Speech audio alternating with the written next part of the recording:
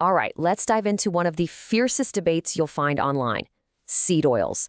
Seriously, this topic has drawn battle lines in kitchens and comment sections all over the world. So let's get right into it. At the very heart of this whole war is a really simple and honestly a pretty scary question. Could the vegetable oil you use every single day be secretly doing you harm? You've seen the influencers, you've read the articles, it's become a massive point of fear. But is all that panic actually justified? And this quote really hits the nail on the head. We get told this simple story of good versus evil, right? You've got the natural, traditional fats on one side and the modern, industrial seed oils on the other.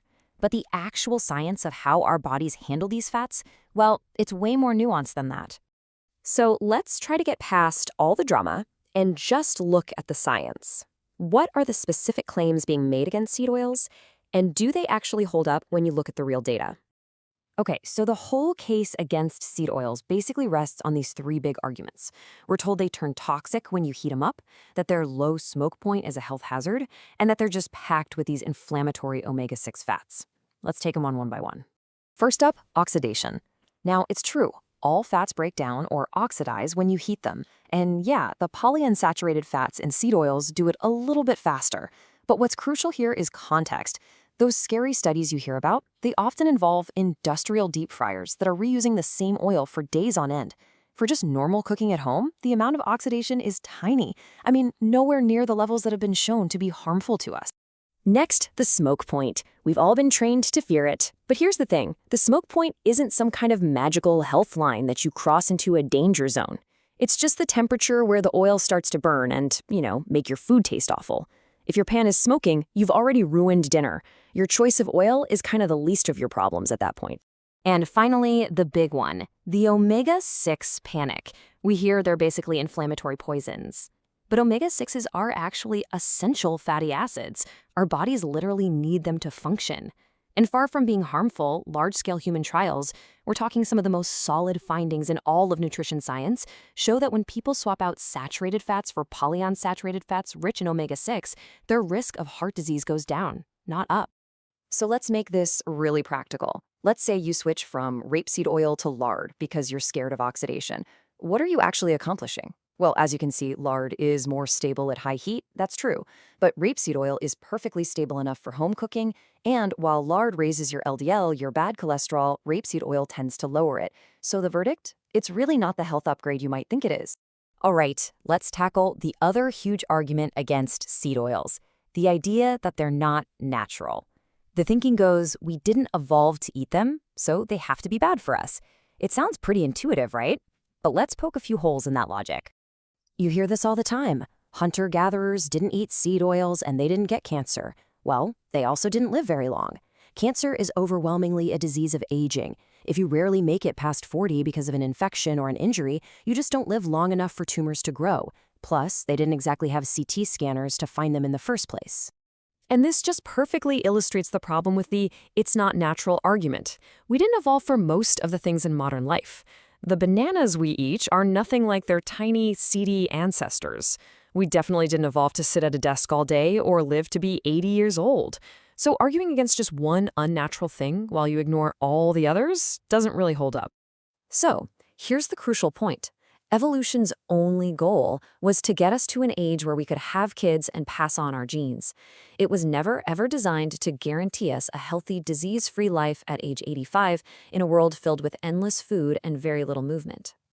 Now, I know some of you are probably thinking, why should I trust mainstream science when it's so often funded by big food?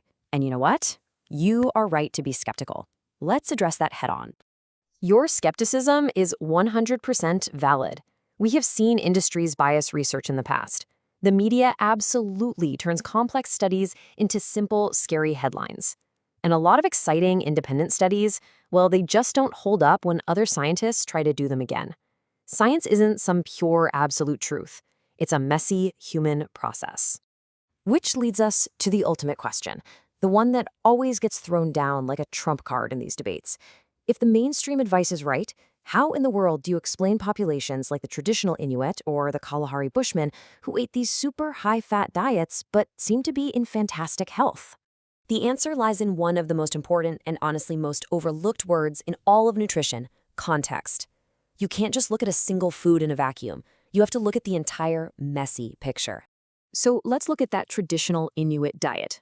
Yes, it was incredibly high in animal fat, but as you can see, it also had almost zero refined sugar or carbs. Their physical activity levels were through the roof. They faced periods of scarcity where they just weren't eating as much. And on average, their lifespans were shorter. That whole package is what matters, not just the fat. And guess what? We see the exact same pattern with the Kalahari. Their health wasn't just about the kind of fat they ate. It was the result of constant physical activity, low overall calories, not always having food available, and a total lack of processed foods or the other stresses of modern life. And this right here, this brings us to the single most important takeaway from this whole thing. Context decides. The effect of a fat or a carb or any food isn't fixed. It changes dramatically depending on the body and the lifestyle it's going into. Saturated fat in an active, lean body is handled completely differently than in a sedentary, overfed one. So, if it's not about finding one single food to blame for all of our problems, how should we be thinking about this? Let's try to build a more useful framework. Here's a great way to look at it. Think of public health advice, like eat more vegetables, as a floor, not a ceiling. Its job is to be a basic guardrail to stop the worst outcomes for a whole population.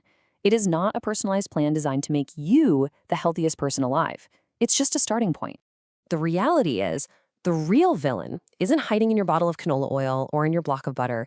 It's the bigger and frankly more boring pattern of consistently eating too many calories, not moving our bodies enough, and the metabolic problems that come from that mismatch.